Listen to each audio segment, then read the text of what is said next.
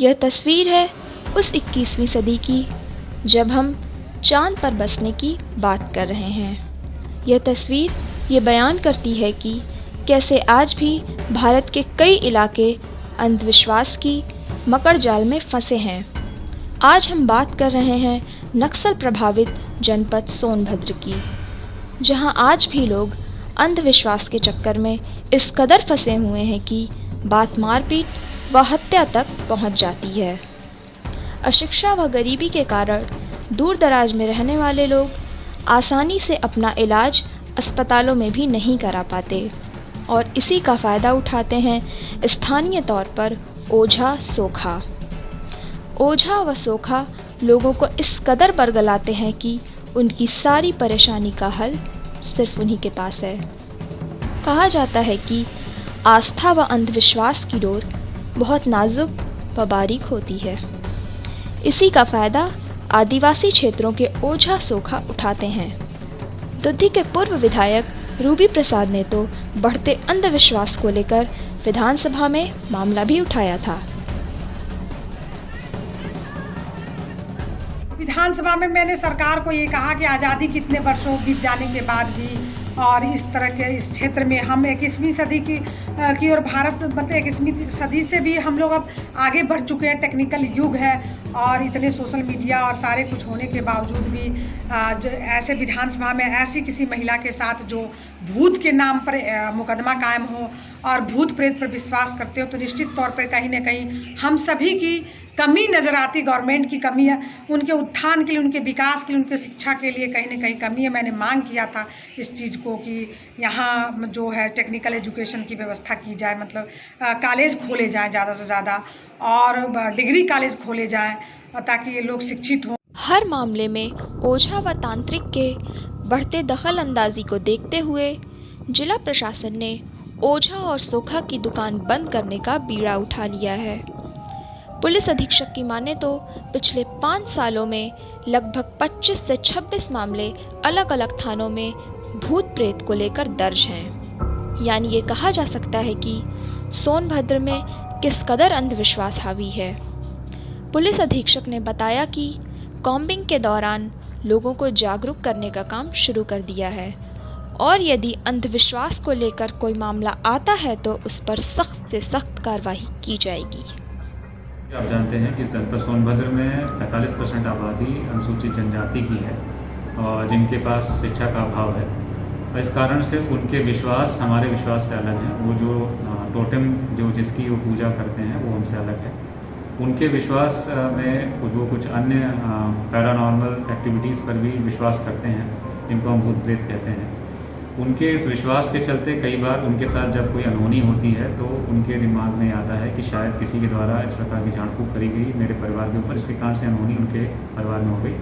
और इस भ्रम में आकर के वो सामने वाले से लड़ लेते हैं या कोई अन्य घटना कारित कर देते हैं। इस संबंध में पिछले 5 सालों में करीब 25 से 26 मुकदमे जनपद में सोनभद्र में पंजीकृत हो चुके हैं, जिसमें जो लड़ाई का मेन कारण था वो इस प्रकार भूत प्रेत उनके घर पर कर देना था। जब ये जानकारी हम लोग को हुई तो हम लोगों ने चूँकि नक्सल अफेक्टेड एरिया भी है ये और हम लोग लगातार यहाँ पर कॉम्बिंग करते रहते हैं। कॉम्बिंग करने के साथ साथ जन चौपाल भी करते हैं, तो हमने जन चौपाल में इसको अपना अंग बनाया और वहाँ आने वाले जो भी लोग आते हैं उनसे हम लोग अपील भी करते हैं कि इन सब भूत प्रेत की बातों पर विश्वास ना करें। अगर उनको कोई शारीरिक परेशानी है तो ओझा के पास उसको झड़वाने ना ले जाएँ, उसको सीधे CHC में या हॉस्पिटल में लेकर के जाएँ। और यदि उनके साथ कुछ ऐसी बात हुई जिसमें उनको लगता है कि उसके किसी अन्य पड़ोसी या किसी रिश्तेदार का कुछ हाथ है तो पुलिस को आकर के बताएं, ताकि पुलिस उनका जो भ्रम दूर कर सके और अन्यथा किसी प्रकार की सही बात है उस पर कार्रवाई कर सके। इसी क्रम में ये भी किया गया है कि जो हमारे SPO हैं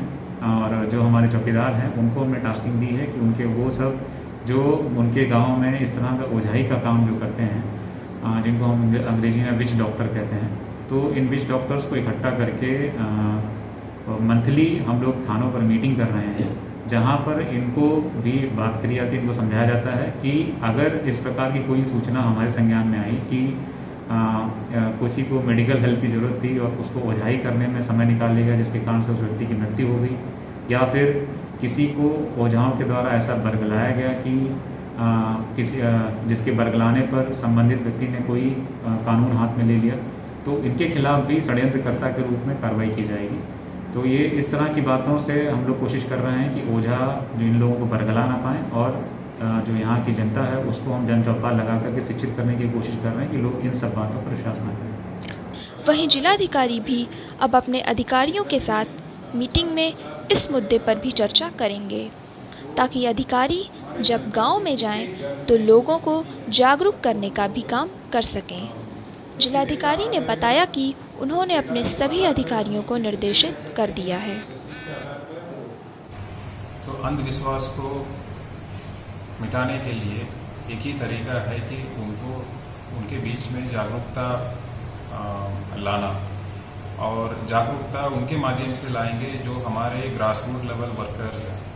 और ऐसे व्यक्ति हैं जो समाज को इन्फ्लुएंस कर सकता है, जिनकी बात लोग मानते हैं। तो उनके माध्यम से जागरूकता किया जा रहा है और तो अधिक से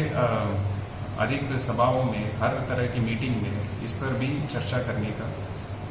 हम लोग निर्देश दे दिए हैं और इस पर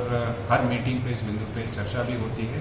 और प्रयास ये है कि इनके दिमाग से इसके लेके जो डर है, इसको लेके जो भ्रम है और ये अंधविश्वास है, इसको दूर कराने के लिए प्रशासन प्रयास कर रहा है। सदी में भूत प्रेत की बात करना अजीब सा लगता है और जब बात भूत प्रेतों की होती है तो डर सबको लगता है और इसी डर का फ़ायदा उठाते हैं ओझा, बाबा और तांत्रिक। बात करें जनपद सोनभद्र की, जो आदिवासी बाहुल्य क्षेत्र है और यहाँ की साक्षरता भी बहुत कम है, जिसका फ़ायदा उठाते हैं ये बाबा, ओझा और तांत्रिक। भूत प्रेतों से डर दिखाकर ये बाबा, ओझा, तांत्रिक अपनी दुकान चलाते हैं और भोले भाले जनपद सोनभद्र के निवासियों को अपना शिकार बनाते हैं। जिला प्रशासन ने इन्हीं ओझाओं, बाबाओं और तांत्रिकों के खिलाफ एक मुहिम छेड़ दी है, जहां जिले के पुलिस अधीक्षक इन ओझा, बाबा और तांत्रिकों पर 120 बी के तहत मुकदमा दर्ज कराने की बात कर रहे हैं। वहीं जिलाधिकारी इनसे जनपद सोनभद्र के निवासियों को विज्ञान से जोड़ने के लिए अफसरों की पूरी टीम तैनात कर दी है। ये अफसर अब गांव में जाएंगे और लोगों को ग्राम प्रधान के माध्यम से जागरूक करने का काम करेंगे और उन्हें मुख्य धारा से जोड़ने के लिए, 21वीं सदी के मुख्य धारा से जोड़ने के लिए, उन्हें आर्थिक रूप से सबल बनाने के लिए ट्रेंड करेंगे और स्वयं सहायता समूह से जोड़ने का प्रयास करेंगे।